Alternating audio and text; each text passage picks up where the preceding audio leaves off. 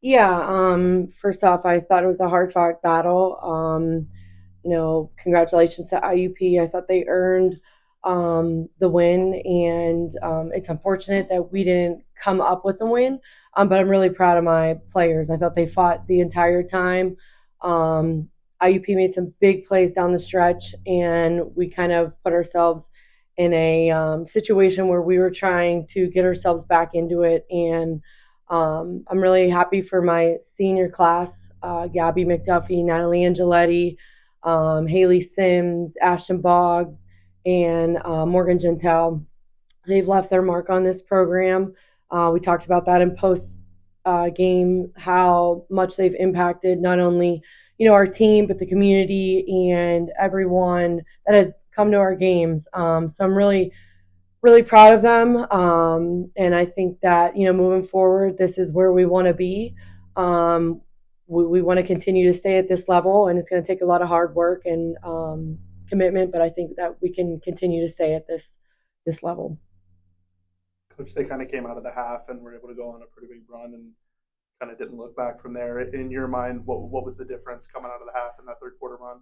They're a second half team. We've talked about that in our halftime meeting that they can pour it on. They can beat you in different ways.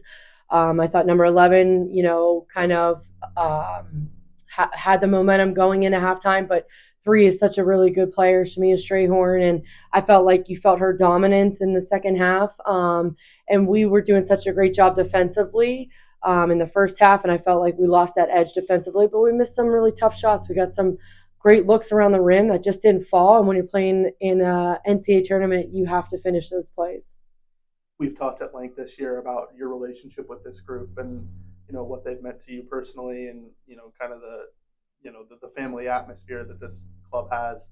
As you kind of reflect on the year, where does this rank as far as your coaching career and just kind of the run that you guys have had in this season? Yeah, absolutely. I mean, they're not only outstanding basketball players, but they're outstanding people.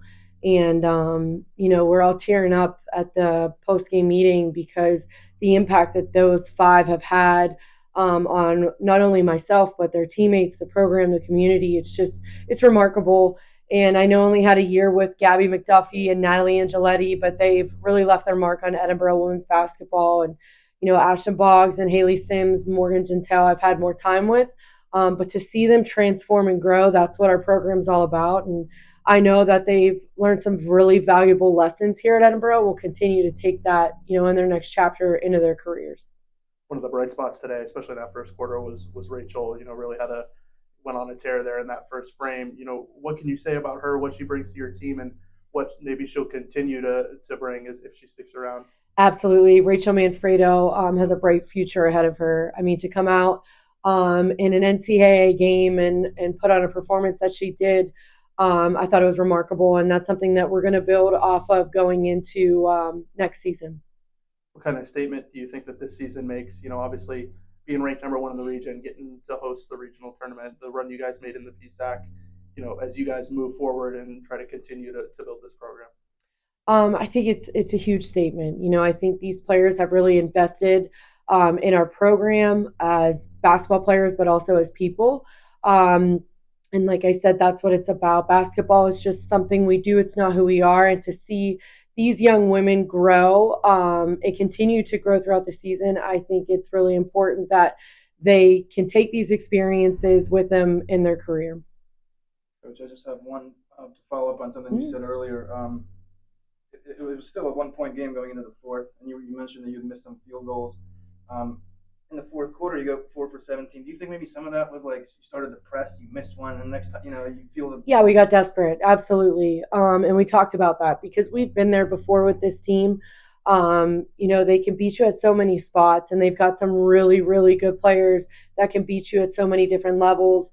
They rebound the ball very well. So we talked about that. One of the timeouts, that was the conversation that we had, was we don't need to be desperate right now. We just need to build stops and then, capitalize on those. But we had too many empty possessions. We would get a stop and we wouldn't get anything out of it, or we'd miss something around the rim, and they didn't give us too many second chance opportunities. I thought they came up with a lot of 50-50 loose balls and second chance rebounds in really key moments. And that's something that, in the NCAA tournament, you cannot do. You got to finish those plays offensively and defensively. Yeah, it's hard. You give up 17 more shots, right? Oh, that was what we talked about at halftime. They had 15 more shots than us going into halftime, and I said if we continue to give them this many shots against us, we're gonna run out of possessions.